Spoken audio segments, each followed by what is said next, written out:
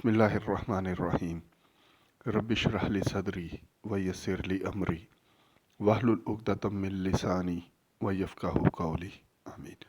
السلام علیکم پیارے بچوں، امید ہے کہ آپ سب خیریت سے ہوں گے اور چھٹیوں کو بھرپور طریقے سے انجوائے کر رہے ہوں گے، اور ان چھٹیوں کو انجوائے کرنے کے ساتھ ساتھ خوب دل لگا کر بھی پڑھ رہے ہوں گے۔ تو چلیے بچوں، شروع کرتے ہیں آج کا ہمارا لیکچر۔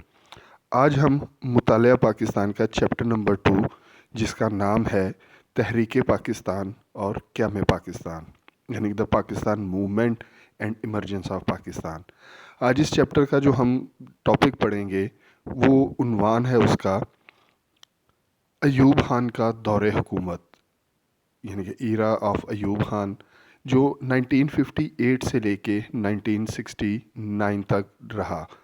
اب 1958 میں اس کے دور کا آغاز اس وقت ہوتا ہے جب اس نے ملک میں 27 اکتوبر 1958 کو مارشل لا نافذ کر کے دیا۔ مارشل لا ہوتی ہے جو ایک فوجی حکومت جسے ہم کہتے ہیں۔ اس مارشل لا کے اب اگلے سلائیڈز کے اندر ہم اس مارشل لا کے اسباب کے بارے میں جانیں گے کہ وہ کون سے اسباب تھے جس کی وجہ سے اس کو مارشل لا جو ہے وہ نافذ کرنا پڑا۔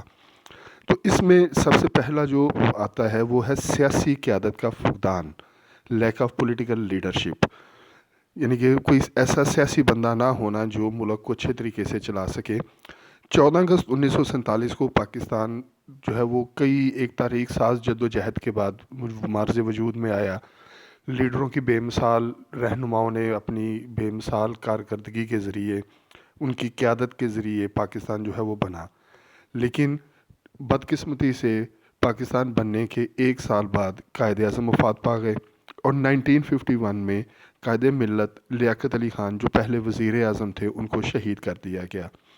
یعنی کہ اور پاکستان جو ہے وہ آزادی کے فوراً بعد ہی نوزائیدہ ملک سے مراد ہوتی ہے جو ابھی ملک بالکل نیا نیا بنا ہو۔ قائد اعظم اور لیاقت علی خان جیسے مدبر دور اندیش رہنماؤں سے محروم ہو گیا۔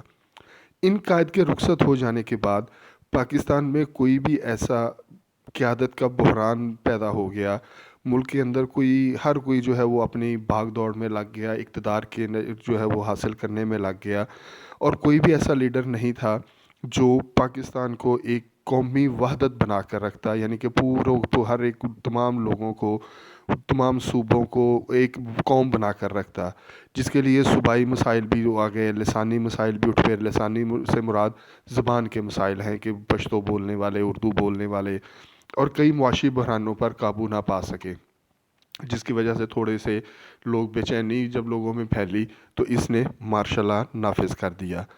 دوسرا جو اس کا سبب بنتا ہے وہ آ جاتا ہے انتخابات کا التوا، یعنی کہ ڈیلے ان الیکشنز۔ پاکستان بننے کے بعد یہ توقع کی جا رہی تھی کہ بھائی جلد ہی ملک کے اندر الیکشن ہو جائیں گے، لیکن ملک کے اندر الیکشن نہ ہوئے، لیکن صوبوں کے اندر باری باری الیکشن کروا دیے گئے۔ 1956 کا جب آئین منظور ہوا، نافذ ہوا، تو یہی امید کی جا رہی تھی کہ بھائی 1957 تک جو ہے الیکشن ہو جائیں گے، یعنی کہ ایک سال تک جو ہے وہ الیکشن ہو جائیں گے، لیکن انہوں نے 1957 کے الیکشنز کو 1959 تک ملتوی کر دیا، ڈیلے کر دیا، پوسٹ پون کر دیا۔ یہ بھی ایک سبب بنا جو ہے مارشل لا کا نافذ ہونے کا۔ اس کے بعد آ جاتا ہے نوکر شاہی کا کردار، یعنی رول آف بیوروکریسی۔ بیوروکریسی وہ ڈپارٹمنٹس ہوتے ہیں یا وہ ادارے ہوتے ہیں جنہوں نے جو ملک کے اندر جو قانون بنتے ہیں ان کو پورے ملک کے اندر امپلیمنٹیشن کروانے کے ان کی ذمہ داری ان کی ہوتی ہے۔ ان میں زیادہ تر سول سروس کے لوگ ہوتے ہیں۔ اب قیام پاکستان کے بعد ملک میں جمہوریت کو ناکام کرنے میں بیوروکریسی نے بھی اہم کردار ادا کیا۔ گورنر جنرل غلام محمد، اسکندر مرزا اور چودھری محمد علی کا تعلق بھی سول سروس سے تھا۔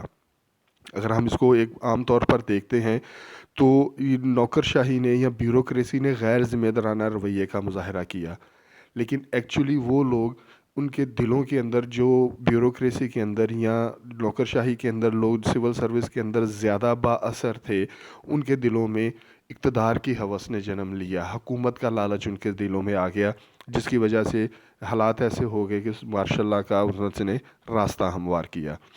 نوکرشاہی کے بعد جو اگلا مسئلہ تھا وہ تھا پارلیمانی نظام کی ناکامی، فیلئر آف پارلیمنٹری سسٹم۔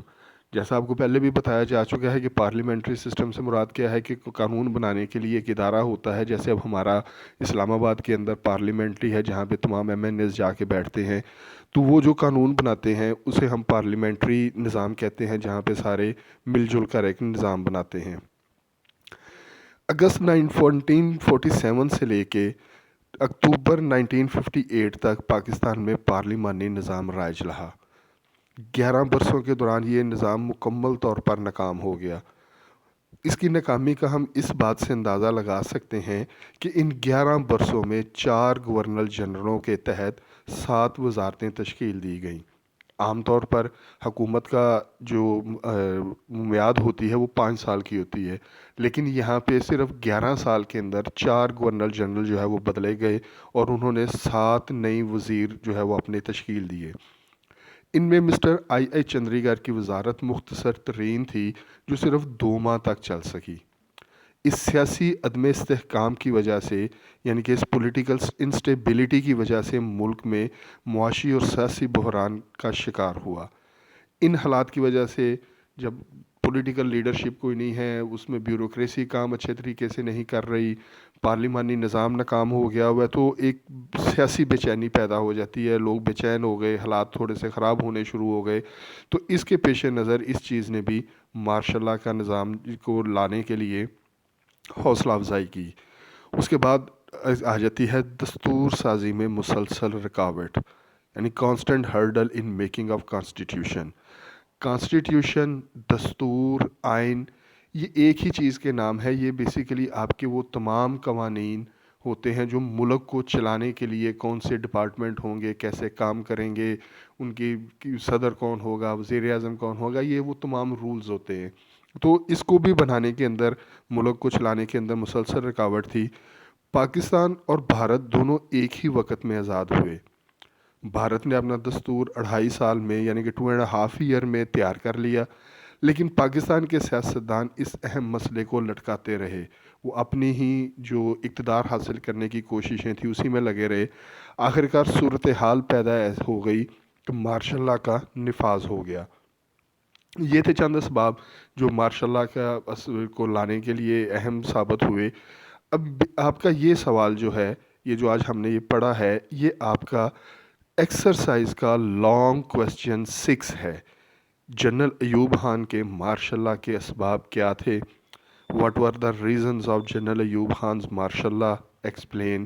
اس کے علاوہ آپ کو یہ اس طرح بھی پوچھ سکتے ہیں کہ جنرل ایوب خان کے مارشل لاء کے اسباب ڈیٹیل سے بیان کریں، تفصیل سے بیان کریں۔ اور یہ سوال آپ کو آپ کے جو بک کا پیج نمبر 42 اور 43 ہے اس کے اوپر آپ کو یہ سوال مل جائے گا۔ اب یہاں پہ کئی ہمارے انگلش میڈیم بچے ہیں، ان کے لیے یہ سلائیڈ ہے، یہ یہاں سے تمام جو یہ کویسچن ہے یہاں پہ یہ لکھا ہوا ہے۔ آپ اس کو اپنی کاپی پہ نوٹ کر سکتے ہیں، نوٹ کر کے اس کو اچھے طریقے سے یاد کریں، اس کو ایک دفعہ یاد کر کے لکھیں تاکہ آپ کو یہ سوال اچھے طریقے سے یاد ہو جائے۔ اور کسی بھی صورتحال میں یا کسی بھی پرابلم آنے کی صورت میں اپنے ٹیچر سے فوراً جو ہے وہ کانٹیکٹ کریں تاکہ وہ آپ کی پرابلم کو سالو کر سکے اور آپ کے لیے یہ سوال یاد کرنا آسان ہو جائے۔ امید ہے کہ آپ کو یہ جو لیکچر ہے آپ نے اس کو سمجھ آ گئی ہوگی۔ آپ نے اس لیکچر کو بڑے غور سے سننا ہے، دیکھنا ہے، اور بعد میں بک سے بھی اس کو آپ نے ریڈ کرنا ہے۔ اپنا بہت زیادہ خیال رکھیے گا، دھیان سے دل لگا کے پڑھیے گا، کیونکہ جب آپ کے فائنل جو پیپرز ہیں وہ بھی نزدیک ہی ہیں، تو سردی بھی بہت زیادہ ہے، تو باہر نکلنے سے پرہیز کیجیے گا۔ اپنا بہت زیادہ خیال رکھیے جا۔ اللہ حافظ۔